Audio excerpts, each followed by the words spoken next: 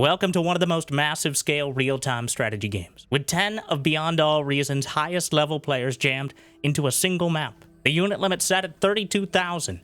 The game itself is made by volunteers. It's open source, free to play, but it will cost you a whole chunk of your free time and probably more of your sanity. So before we get started, it'd be incredible if you could smash that like button, maybe even subscribe. Give me, what do we have? 1,050 likes on this video, on this cast, and I'll cast another one. And I'll probably do it anyways, because I don't know what else I'd do with my life. But thank you for watching. Hopefully, you've had a good day so far. And hopefully it's about to get just a little bit better. As we load into Bismuth Valley, a map usually hosting up to 16 players. And with only 10, there's going to be a whole lot of space for these players to spread out. But at this level, because of the infinite scaling of Beyond All Reason, it becomes not so much a liability, but instead a benefit. These players having more resources to work with more quickly will definitely contribute. And also, of course, less teammates to ruin their perfectly laid game plans. So, before the players introduce one another, probably more violently than I intend to, let's get it out of the way. Over to the east, we have Chronopolize, Stud, Glorp TV, Tempo Coordinator, and Rinny Sheringan. And on the other side, the highest level player throughout multiple seasons of the game, it's Emery, joined by the illustrious Poopinator. And just south is one U1F4CA, U1F4CA, U1F4CA, or U1 for sure. Autopilot. And for the first time in over 10 years, I'm happy to introduce Huck. Some of you might know that Huck. Yes, the former StarCraft 2 professional player has been playing Beyond All Reason for just a few months and is already quite competitive with some of these top-level players. Literally, some of the top 10 players in the entire game here right now. So, I expect drama. I expect excitement. I expect a little bit of salt. But also... Nope, that's it. I can't commit to anything more than that. But so far, to the north side, we have Emery as Cortex up against Chronopolizer's Armada Tix here. Cortex with usually more powerful units that are somewhat less maneuverable, whereas Armada focuses on units that have a bit more specialization. Things like Tix, which are some of the most aptly named, as they speed across the map. Another important thing is that the map is dark and full of said Tix, as the line of sight and vision is very hard to come by, especially in the early game. And both sides are working with calculated gambles and a whole lot of darkness, just trusting themselves and their teammates to cover all the bases. And that's probably the hardest part. For a map designed with 8 lanes and covering it with just 5 people, there's going to be a lot of open space. There's going to be a lot of vulnerability. It's going to be very hard to lock down the front line. As Rinny here, already finding out some of Huck's units sneaking past. Tempo Coordinator, out in the midst of everything. Doesn't actually have too many. He's going for the Armada vehicle plan. Meanwhile, a few more ticks alongside Emery's grunts. The ticks just getting on top of the wind turbines. Wind pretty solid as an energy choice on this map. The metal extractors, for the most part, are 1.8 and 2.8, so quite healthy. And they're going to have access to a lot of them. And basic metal extractors are by far the most efficient way to get metal for usually the majority of the game, especially in higher level games, as a lot of the time they end aggressively, well before you get to that infinite scaling of pounding energy into metal and vice versa. And we have a Centurion, one of the strongest units, probably the strongest tier 1 unit, as I don't see any Legion here today. But, well, not as strong as a Commander, but I don't think that comparison really counts, but completely surrounded by the ticks. But the thing is, the Centurion is designed to deal with it. It's an anti-swarm bot. Very rapid-fire, relatively long-range weaponry. It's designed to be a walking turret, essentially. And it survives the swarm of ticks. And Poopinator gonna come in with the Commander to try to repair it. But there's a chance he's just trying to overwhelm it, throwing so much at it. But the repair is good, the Commander itself adding it on, and the rockets are holding the line. Meanwhile, Emery has just kind of claimed the north for himself. He's got his own little tournament winner hat there. Huck and Renee? Is there? Oh, of course. Magnus Carlsen is his other name. Or their other name. Or its other name. is that I don't have as much expertise to know if that's the real Magnus Carlsen, but it is the real Huck, which arguably more impressive. Okay, Beamer. One of the early turrets up, just about the same range as the rockets. There's a lot of fancy micro you can do. Centurion on Centurion action, but Poopinator whipping out the repair beams. And 1%, which is plenty. That's all you need. 2 Centurions, but the Beamer helping out a lot. Right on the edge of the range here.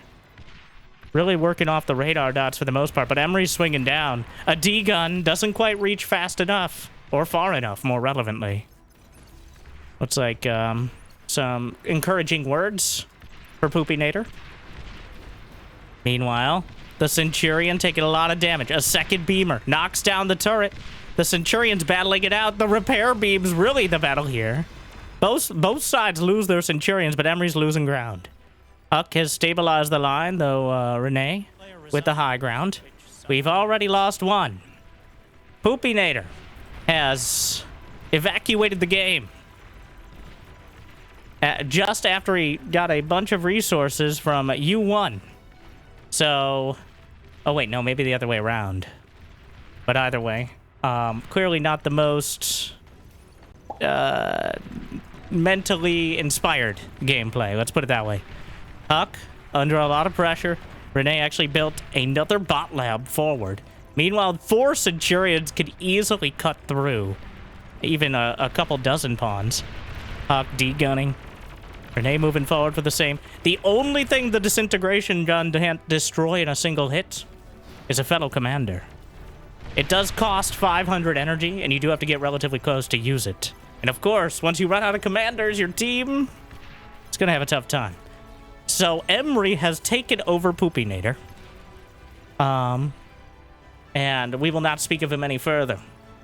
As let's get that shit out of here. Emery now that actually might be a buff. If there was anyone to take another player of resources and units, Emery is probably the most dangerous. That might have actually been a blessing in not so subtle disguise. A commander down. U1 taken out by the Centurions. Emery moving forward. One of the few Cortex players. Is there even another Cortex on the... Okay, Tempo is Cortex. But otherwise, I think everyone else is Armada. Cortex is preferred for those, like, massive scale matches where you can micro once per minute. But at this level, it looks like most players prefer the Armada. But the Legion of Grunts, somewhat puns intended, is now... The Pawns, just now running into them. Pawns should be able to beat the Grunts one-on-one. But the numbers, they don't lie. They spell disaster right now for the Eastern team. Pawns trying to cut through, but the critical mass of Grunts is easily maintaining its value. The Beamers trying to cut in. The Pawns need to get close to use those machine guns they have that actually have more DPS, but only if they're able to close the distance. The reinforcements are continuing forward. Meanwhile, Emery is still brawling it out with vehicles. He's using vehicles and bots all at the same time. Meanwhile, he's holding the line. I'd love to go to the Emery action cam, so I will. Let's take a look how he handles it.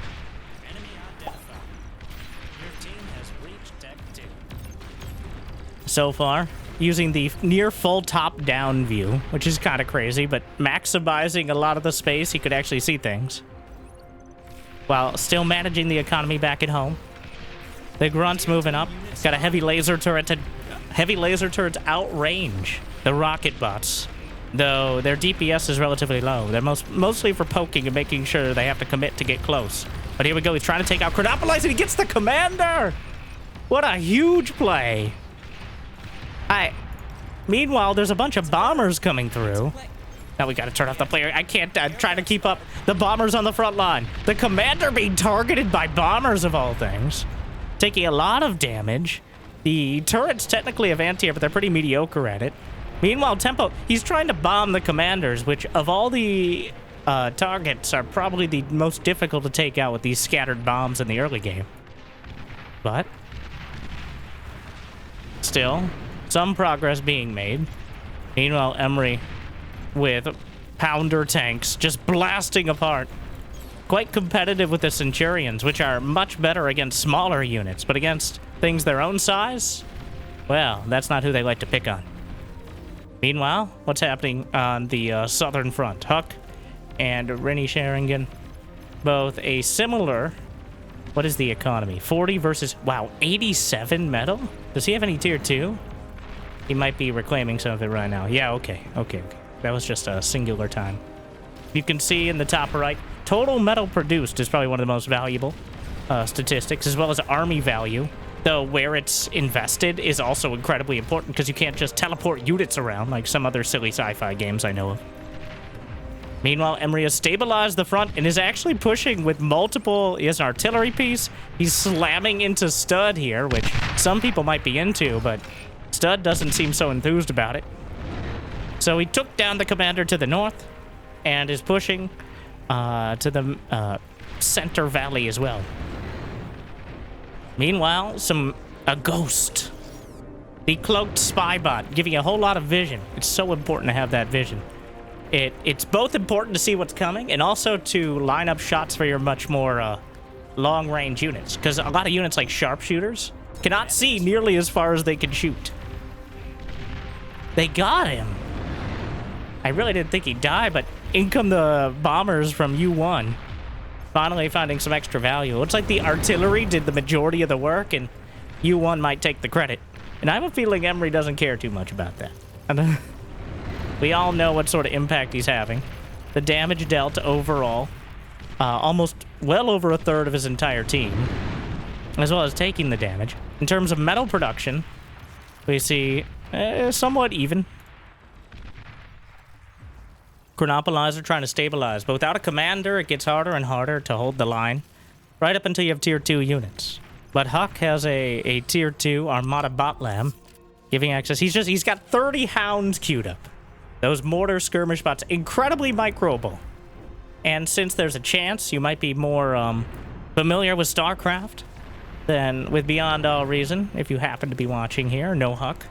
They're kind of similar to, I wouldn't say Blink Stalkers, but Dragoons from StarCraft. They don't have a ton of DPS, but they have a lot of range. They're relatively quick. They can be killed when surrounded, but surrounding them early is very difficult. Also relatively cheap for their damage. Their real value is that they are a tier 2 unit with a lot of range and can build pretty quick. But here we have Banisher missile tanks. Quite expensive. 1,000 metal apiece, but great for taking out tier 2 things like welders. And, oh wow, just blasting through. The welders are supposed to be the front line for the Armada bots, but those Cortex tanks just blast through them. They're getting close. The sharpshooters serve a similar purpose for the Armada, but they have to get close enough. And that's why we're at it. Are those platypus on land? The platypus is here, which, interesting, using it, I guess... Do they have the HP for it? Interesting to use platypus, I guess, as some sort of spam to draw fire. Meanwhile, Huck is maneuvering around and a commander! Oh no! Another kill. Well, they followed through. And losing that commander alongside pretty much all the units. There's a breach! And they're gonna come right through it. Oh no. Okay, I want to try something. I'm gonna toggle the picture-in-picture. I want to see what's happening to the north, while at the same time. Alright, so this picture-in-picture here. So now implemented as part of the base game is picture-in-picture. With only... It only involves... You can only see the icons, but you can get an idea and switch between it. And I'm trying to integrate it into my spectating, while also integrating talking about it without it being too, contrived. So... Up to the north. Still Chronopolizer holding. We see a lot of action coming in. Can I click on it from there? I know where it is. I think there's a hotkey to move to it. I have to learn these things. We're doing it live. From replay, but still. Meanwhile, though, Terminator, the tier 2 Geo. That is a massive threat. Oh, no. It's not a threat any longer. It's a disaster. The bomber's still trying to get damage done. Huck cleaning up the scraps, bringing units down to fill in the gaps. But so far, it's his team that's consistently getting slapped. And it feels like some of his teammates may be taking a nap. And overall, the red team getting clapped. But we'll see if they can double tap. Meanwhile, Renee Sheringham still building up the economy. Emery, the battle has escalated. Come on. Oh, the spectators are chiming in, which the players cannot see. But instead, that just commenting on how this really isn't that much defense. But let's switch this over. See if he makes the push here some point in the near future while we maintain our attention. Once I learn the hotkeys, it's going to be so sick. There's also, you can have multiple picture-in-picture, but I decided to work with just one because, you know, there's already a little bit going on the screen. A Juno to knock out the radar. Wipes out radar bots. Some recluse rocket spiders for climbing over the more troublesome hills. Huck is trying to reform the line, but the breach is dramatic. The Banishers and Tiger tanks as well, who are the most generic tank in the entire game. They're really good at being a tank. They do exactly what you think a tank would do. They move kind of fast, they're kind of tanky, they do decent damage from decent range, and they cost a medium-high amount. They are tanks, more than any other. And they're very strong, especially against a piecemeal defense like this. Huck chooses to resign. But he's still fighting. Cloaks the commander. Will dodge back. You can still hit the commander and cloak, you just can't easily pinpoint the target. Meanwhile, it looks like Emery's moved forward. He just blasts through. And Emery does not vote to resign. I don't know if he ever has in his career. He definitely has, but he doesn't have to often. So the vote will fail. The fight will continue. And it doesn't appear Huck's just giving it up, but just willing to allow his team to if they feel less inspired. And you know, from this position, if you're just looking at the southern half of the map, it doesn't look so good for the red team. But then you look to the north, and Emery breaking through. Another wave. He has Armada ticks. He has multiple tier 1 and tier 2 tanks. The Quaker artillery. The Tsar, which... very heavy assault tank. Alright. This one weighs almost as much as your mother, which explains its less than stellar speed. But also that damage. The Fat Boy, a strong response, but maybe not strong enough if it gets targeted. Huck's economy is slowly but surely being whittled down. It's relatively decentralized, as we often see in these sort of scenarios. Do see down the center. Meanwhile, the recluse is climbing the mountains. Huck trying to hold. He's just now adding on fusions just in time to get them obliterated by the tanks. We see Emery moving up. With the recluse rocket spiders. There's a single gunship here, which is almost insulting. I can't take all. Huck is bowed out. And no longer inspired. Emery says, I can't do it all on my own. Which seems to be his limit. A valiant defense, but essentially the game broke around him. Emery. He's got about half the... well, he has the majority of the army value for the red team. Autopilot is still in the game, by the way. Just because you lose your commander in your entire base. Technically, you could lose every unit and still be in the game as long as your team has a commander. And there's a real possibility. Well, one, he could take Huck's former units. And two, Emery could send him units to micro. There's a lot of flexibility in how you distribute control and beyond all reason. Wow, the Fat Boy's really using the terrain boost. What is that up there? Oh, wow. Using the transport ferrying. So I'm not sure if it's working perfectly. In order to bring the sharpshooters to the front. Emery's been pushed back, but he's going right through the center. A whole bunch of stouts. Tier 1 tanks breaking through, but there's not enough to quite stop them. The defense is thinned out as everyone was concentrated to the south. The tank line is not quite in position. They're so fast. The ticks covering for a lot of it. This gives some time to regroup. And the ticks have broken through a lot of the economy. There's a tier 2 geothermal plant at the back. A premium target to help the attack. And they need something like this if they ever want to clap back.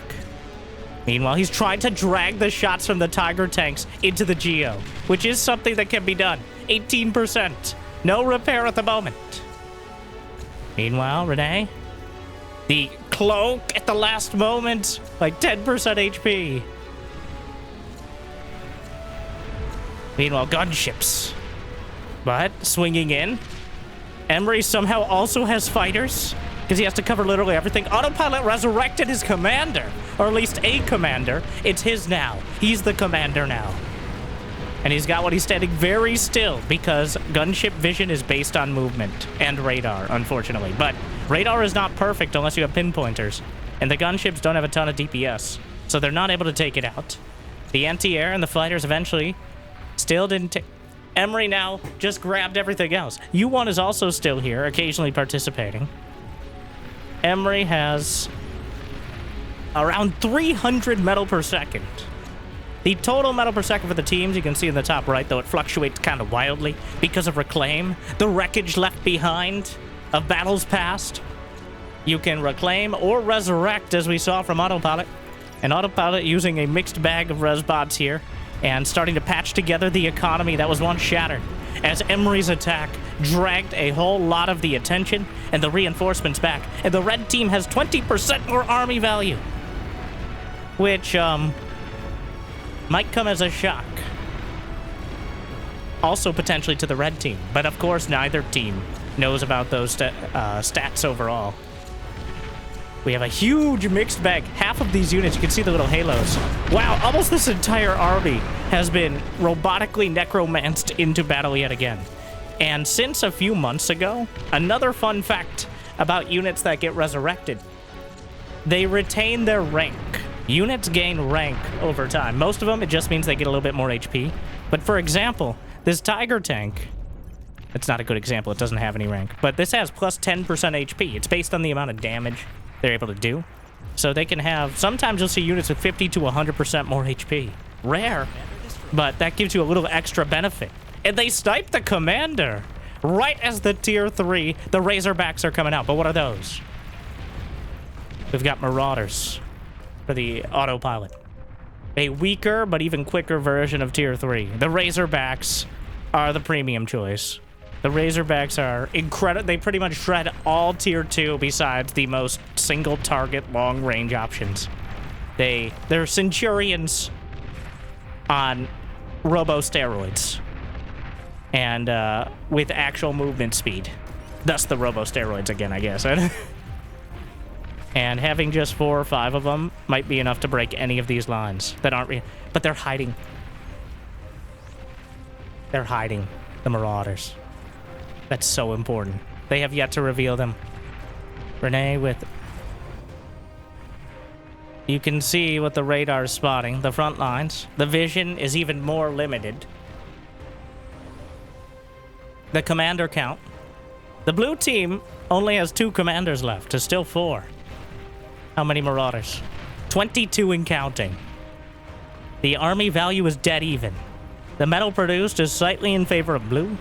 The energy produced slightly more. But here we go. They're going to try to punch through. Emery has held the line for 2 going on 3 players.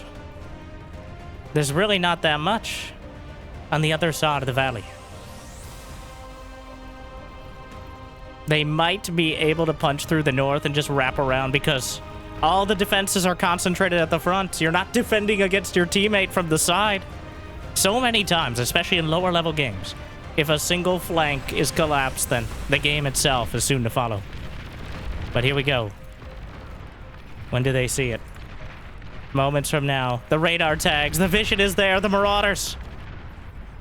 And the pigs. Oh, no. The ticks to cover, draw the artillery fire. Generally make things difficult. Shiva's added in. Emery has a gantry right on the front lines for those tier 3 units.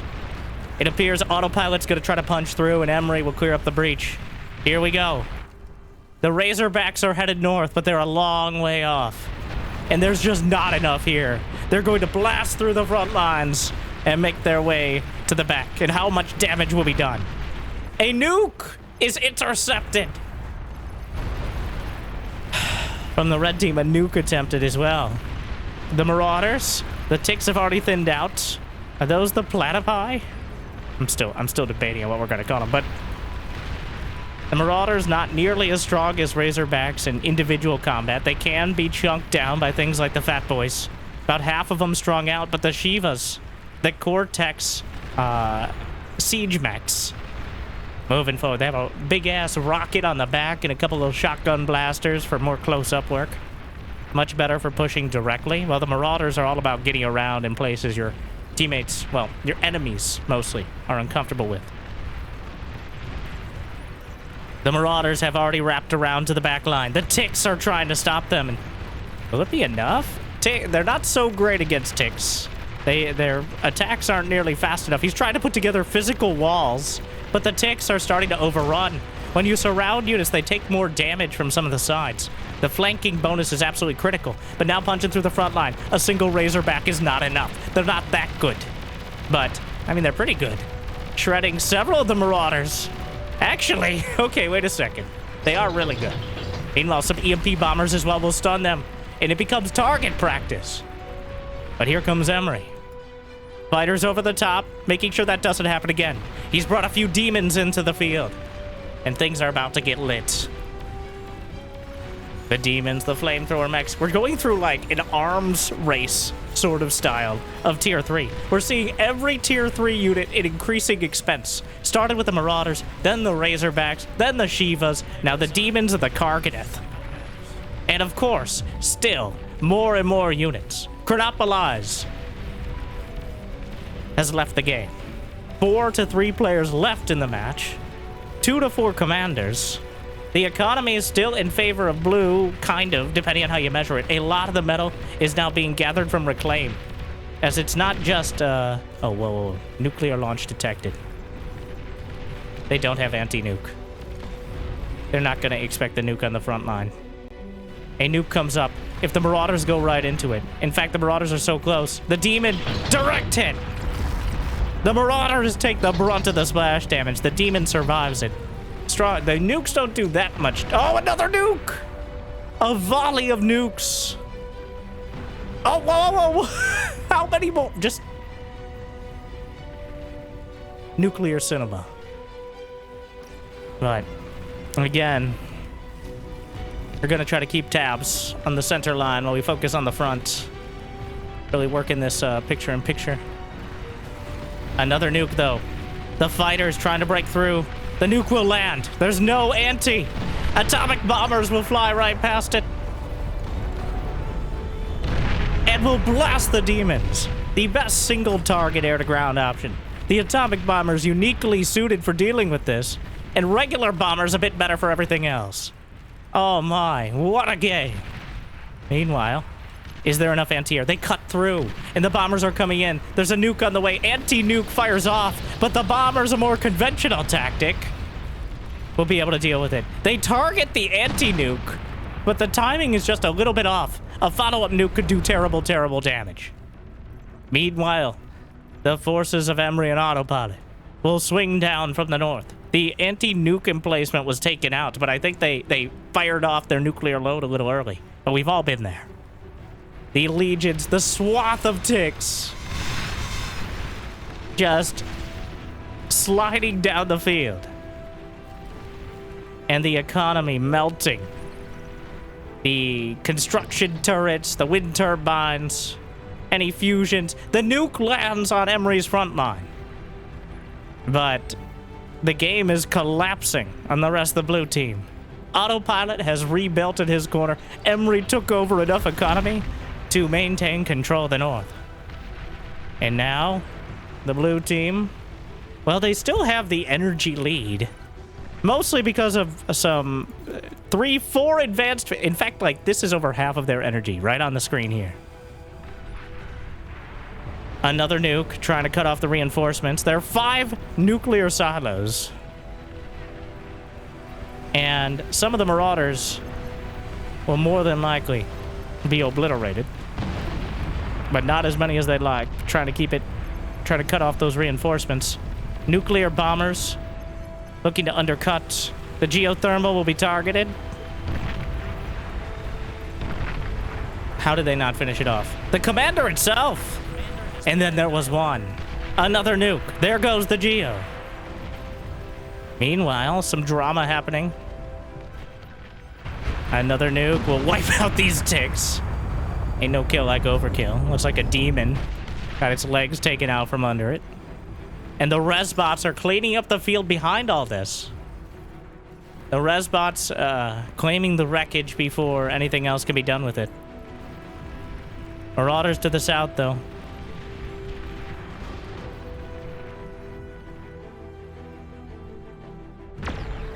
A pulsar, a hard wall on the high ground. Actually, quite difficult to breach. There is no vision. There's a shield even to help deal with this. Autopilot, a lot of work to be done here. We'll have to see what he's up to. Meanwhile, there's still a few vanguards on the high ground. Those plasma cannons climbed up there. Demons coring out the economy from the inside. Still, though, if they don't get to these fusions, the blue team has something resembling the economy to potentially stabilize. The defenses on both sides, but the Marauders just walk right past. That's certainly all me, says U1, who has been so enthusiastic in support of the entire game and is more than willing to reluctantly take the credit for the success of the team. Credit where it's due. Speaking of, Emery with another wave of ticks. Swinging down. The Razorbacks trying to hold the line. The ticks getting in behind and underneath all the defenses. Oh. He just needs to get to a single one. There it goes, alongside the construction turrets. Not taking out as much, but without the construction turrets, it becomes a lot harder to rebuild all this. He fires off a salvo of 3 nukes. Are there enough interceptors? No. He can knock one out, but not all 3.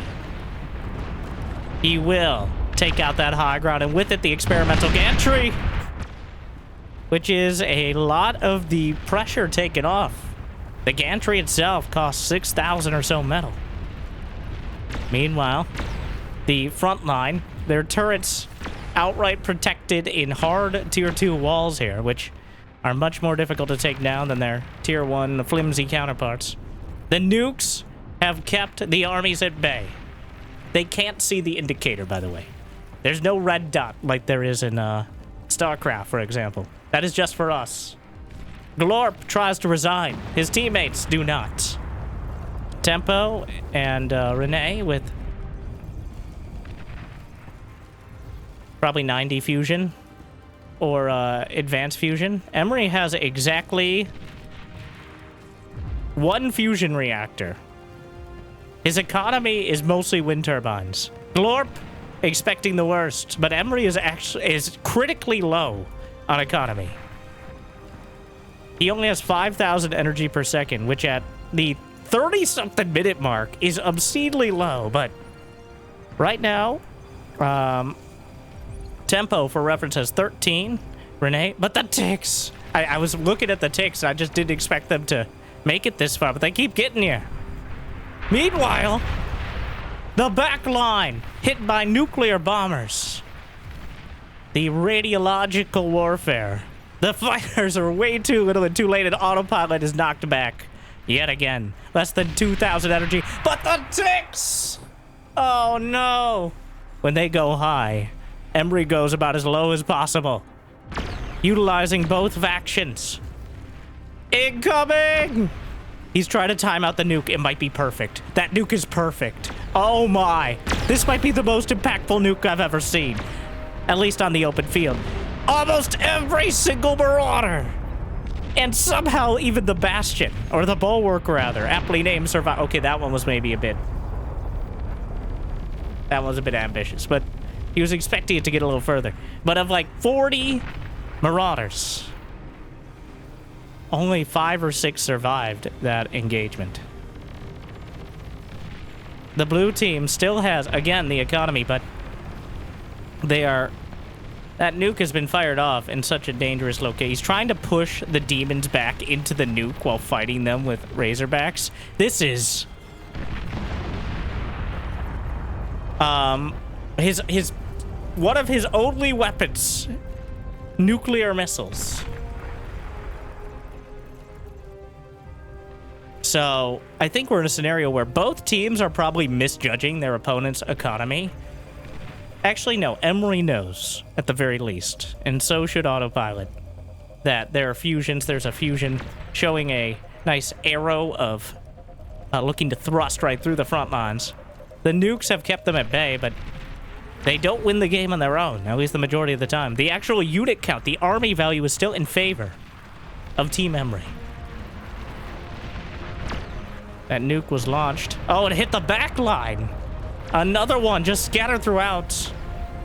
It's still 4-1. Wait, where's the last commander? It's in the midst of everything, so if this base goes, so does that. U1 has a single atomic bomber. There's the nuke. The commander dangerously close. I don't think it'll be that close. Gets hit by the incidental damage, but the nukes continue to land throughout the field. The unit count under 2,000, which is incredibly low for this late in the game with players of this caliber. But with the economies continually being obliterated, reset. The Vanguards on the 68 kills, 50 kills, 40 kills. How about the nuclear silos? 646 kills between them. Wait, like that. I don't know if it updates. 6 feet. Another 10. It's mostly open field. But these Vanguards have gotten so much done, and they're still going. There's nothing to contest them. They need atomic bombers or something. There's not even vision. They have nothing. They don't even have artillery to hit up there. So, both sides have suffered excruciating... You know what? Let's get this set. There you go. We'll see if anything happens to those Vanguards. Excruciating losses. The entire north east corner. Oh no. The entire northeast corner is a wasteland. They haven't even tried to reset the metal extractors. Meanwhile, the south is battered, rebuilt, and battered again. The ticks are streaming out from Glorp. The nukes continue to launch. Tempo Coordinator has 18k energy, which is more than the entirety of the red team, and they just can't restabilize. The entire map can be targeted by a single nuclear silo, whereas each location has to have its own anti-nuke. And they just can't seem to stabilize because the nukes are near randomly scattered throughout everything. Another one will hit some of the energy and almost gets close to the fusions that Autopilot has attempted to rebuild. Meanwhile, the Karganeths have overrun the Vanguards. The Cortex option. It's a much more direct rocket-based defense. Will they fire a nuke here? Yeah, they're firing a nuke at the high ground. The nukes have been the game changers. And not just a single one that sometimes wins the game. There's been dozens at this point. And another one. Oh! He gets another 20 Marauders. He gets the majority of the Karganeths. This is why we can't have nice things. The red team does not have the nuclear missiles to strike back, and I don't think they get the damage if they did, because the blue economy is concentrated. It can be defended by 1 or 2 anti-nuke sites, whereas a blessing and a curse. Oh, no. He intentionally fired it to the side. Around the mountain. Around the outside. Around the outside. Oh, no. He did not get the double gantry, which is hilarious. Ah, yes, some strategic mastermind saying we should go this way. It worked. Tempo Coordinator, incredibly excited that his strategy of dodging the mountain worked. But the last push. The last? Why am I saying it like that? It kind of feels like it, though. They don't really have the economy, though. Blue does not know that for sure. They can't be 100% confident. You can build mobile anti-nuke, but it is somewhat finicky. A nuke is detected, and they correctly... Oh, watch out, watch out, watch out! Do not see it. Oh no, his teammate's walking into it. And the Marauders, well, it doesn't really discriminate. So, another one thrown out. The Karganiths will be victim to it. Oh, so much. How many? In total, 890 kills on the 5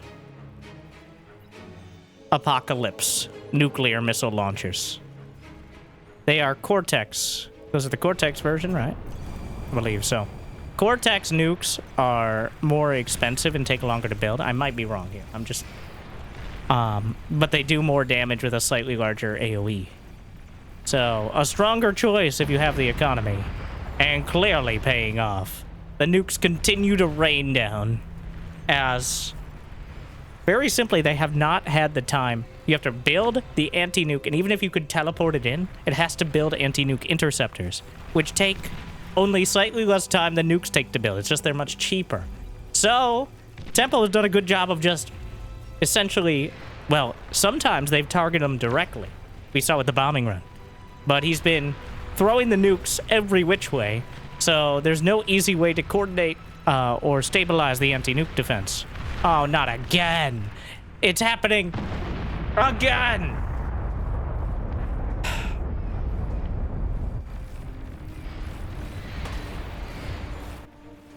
He just keeps flinging them out, and suddenly the defenses are breached. So much of the economy. Commander destroyed. Another commander destroyed. It's 3-3 commanders if they manage to resurrect multiple. The demons with another round. Another nuke.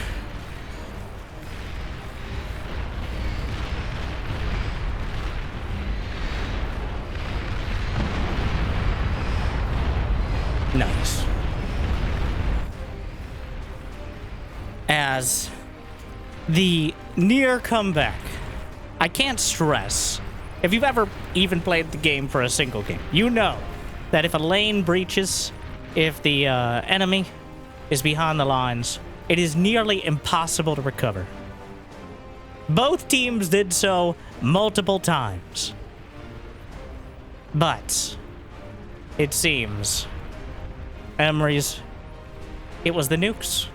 Rarely have I seen nukes incrementally change the match in such a fashion. Usually they are so clearly all or nothing. But here, they were all, even when they were nothing. That sounded profound.